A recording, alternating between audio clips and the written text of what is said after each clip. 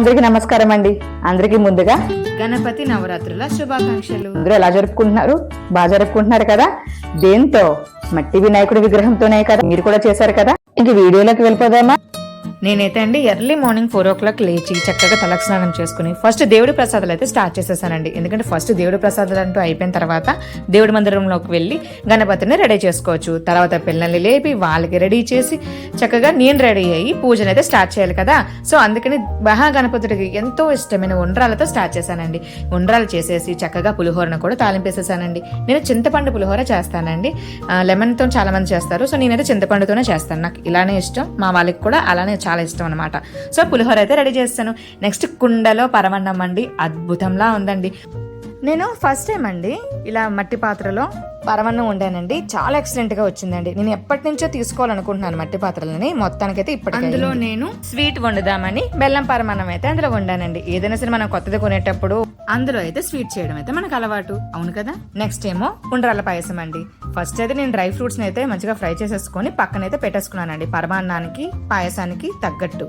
So ఈ పరమాన్నం కూడా దగ్గరికి చక్కగా మంచిగా అయిపోయింది. డ్రై ఫ్రూట్స్ ని ఇలాచీ పౌడర్ ని కూడా వేసేసి మంచిగా దగ్గరికి అయిన తర్వాత స్టవ్ అయితే ఆఫ్ చేసేసుకున్నానండి. నెక్స్ట్ ఉండ్రాల పాయసం. ఈ ఉండ్రాలు కూడా ముందుగానే రెడీ చేసి పెట్టుకున్నాను కదా. మంచిగా పాలు మరిగిన తర్వాత సగం ఉండ్రాలు ఉండ్రాలని అయితే అందులో వేసేసుకొని చక్కగా ఒక 2 ఉండ్రాలని పక్కన పెట్టుకొని ఆ 2 ఉండ్రాలని వాటర్ లో మంచిగా మెల్ట్ అయిపోయేలాగా కలిపేసుకోండి. కలిపేసుకున్న వాటర్ ని ఈ పాయసంలో వేసేసుకోండి. కొంచెం చిక్కపడడానికి అది యూజ్ అవుతుంది అనమాట. నెక్స్ట్ ఒక 2 స్పూన్ల రైస్ ఫ్లోర్ అంటే బియ్యం పిండిని కూడా వేసుకొని మంచిగా కలుపుకోండి. అప్పుడు కొంచెం చిక్కబడుతుంది. అప్పుడు ఇలాచీ పౌడర్ వేసుకొని డ్రై ఫ్రూట్స్ వేసుకుని స్టవ్ అయితే ఆఫ్ చేసేసుకోండి. అంటే నా స్టైల్లో సింపుల్ గా బేగా ఎలాగైతే నేను ఇలా చేసుకుంటానండి. నెక్స్ట్ ఏంటి, గణపతి దగ్గరికి వెళ్ళి డెకరేషన్ అయితే చేసేసానండి.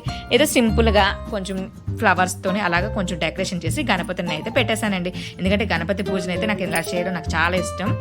నాకు ఉన్న తక్కువ టైంలో ఎంత వీలైతే అంత స్మాల్ డెకరేషన్ లాగా అయితే చేసుకున్నానండి. నాకు చెప్పాను కదా, వినాయకుడు ముందు అలా ఫ్లవర్స్ తో డెకరేషన్ చేసి ఫేస్ అయితే అప్పుడు చూపించకూడదు కదా, పూజ చేసేటప్పుడు మాత్రమే ఓపెన్ చేయాలి. కాబట్టి అప్పుడైతే నేను అప్పుడే ఓపెన్ అయితే చేయలేదు ఫేస్ ని.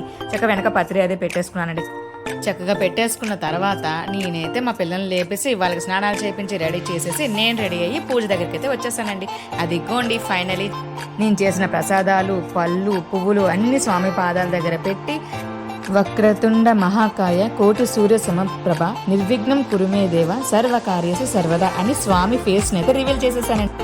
చక్కగా గంధం పెట్టి బొట్టు పెట్టి స్వామి వారికి పూజకైతే రెడీ చేసేసానండి. ఏదైనా మట్టి విగ్రహానికి ఉన్నంత కళ మిగతా వినాయకులకు ఉంటుందో ఉంటో తెలియదు కానీ నిజంగా చూస్తుంటే స్వామివారిని మంచిగా రియల్ గా చూస్తున్న ఫీలింగే వచ్చిందండి. పార్వతీదేవియే తను నలుగు పెట్టుకుంటున్న నలుగుతోని వినాయకుని తయారు చేసింది. సో అదేం కలర్ కదా, కలర్ కాదండి ఇక్కడ ఇంపార్టెంట్. మనం తీసుకొచ్చిన మట్టి విగ్రహం వల్ల ప్రకృతికి ఎటువంటి నష్టం కలగదు. నీటిలో కూడా అది చాలా ఫాస్ట్ గా కరుగుతుంది. కాబట్టి నీటిలో జీవించే ప్రాణులకు కూడా ఎటువంటి ప్రాణ నష్టము జరగదు. ఆ వాటర్ కూడా ఎటువంటి పొల్యూషన్ అవ్వదన్నమాట. సో నేనైతే మట్టి వినాయకుడిని పూజించాను. మీరు కూడా చేశారు కదా. వినాయకుడికి అయితే చక్కగా పూజ చేయడం స్టార్ట్ చేసేసానండి. చక్కగా దీపం వెలిగించి ధూపం వేసేసి మా పిల్లలతో కూడా నేను పూజ చేయించానండి. నేను చేస్తూ వాళ్ళతో కూడా పూజ చేయించాను. ఆడపిల్లలు రేపు భవిష్యత్తులో కూడా వాళ్ళకి తెలియాలి కాబట్టి ఇప్పటి నుంచే వాళ్ళతో కూడా పూజలు అంటూ చేయించాలి. మగ పిల్లలకు కూడానండి. ఆ బొజ్జ గణపయ్య ఎంత మంచిగా కలగా మెరిసిపోతున్నారో చూసారా. అన్ని దేవుళ్ళకి కూడా మంచిగా పూజన అయితే చేశానండి. నెక్స్ట్ నేను వినాయకుని కథ చదువుతానండి. నా చిన్నప్పటి నుంచి కథ చదవడం నాకు అలవాటేనండి. మా అమ్మాళ్ళ ఇంట్లో ఉన్నప్పుడు కూడా నేనే చదివేదాన్ని. నాకు అప్పుడు కొంచెం నోరు సరిగా తిరిగేది కాదు. మా తమ్ముడు చాలా ఏడిపిస్తూ ఉండేవాడు, నువ్వు తప్పులు చదివేస్తున్నావు, వినాయకుడు కోపం వస్తుంది అని. అప్పుడు చిన్నప్పుడు రోజులు వేరేలేండి. ఇంకా పెళ్ళి వెళ్ళిపోయిన తర్వాత అంతేలేండి, మళ్ళీ రోజులైతే తిరిగైతే రావు. నేనైతే వినాయకుడి కథ చదువుతానండి. మా పిల్లలకు కూడా ఆ స్టోరీ తాలూకా మీనింగ్ క్లియర్ గా అర్థమయ్యేలాగా చెప్పానండి. వాళ్ళు కూడా చాలా ఇంట్రెస్ట్ గా అయితే కథ అయితే విన్నారండి. మా పెద్ద పాప చాలా డౌట్లు కూడా అడిగింది, అవి కూడా నేను క్లారిఫై అయితే చేశాను. చక్కగా వాళ్ళతో కూడా పూజ అయితే చేయించానండి. నేను కొబ్బరికాయ కొట్టేసి హారతిని అయితే దేవుడు ఇచ్చేసానండి.